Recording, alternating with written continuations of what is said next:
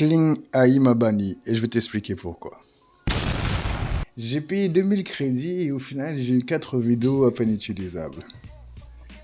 J'ai osé dire que je pensais payer une Formule 1 mais qu'en réalité je roulais dans un tracteur. Résultat, ban direct.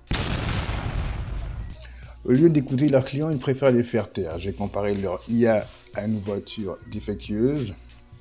Les roues se barrent, le moteur il fuit et on te dit c'est normal, c'est comme ça. Toute entreprise à la base, quand ils ont un problème, ils rappellent leurs produits et ils ne te font pas payer pour ça. Alors que Kling, eux, ils te facturent pour réparer leurs bugs. Mais attendez la suite. Sur leur Discord, j'ai filmé, il y a plus de 4000 plaintes. Et ils promettent de les corriger 10 par semaine. Si je fais le calcul, ça fait 8 ans pour régler tout ça. Imaginons qu'il aurait eu 40 000, ça ferait 80 ans. Ce qui me dérange le plus, c'est qu'on finance un projet en chantier sans être actionnaire. On est des clients, on n'est pas des bêta-testeurs.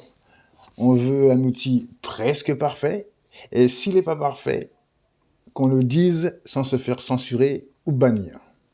Alors, si tu utilises Kling et que tu as vécu la même chose, partage-moi ton expérience en commentaire, abonne-toi, partage, si tu penses que les clients doivent être écoutés. Et surtout, méfie-toi des plateformes qui punissent au lieu de corriger, surtout quand tu payes. À la base, on est censé payer de l'innovation et pas du mépris.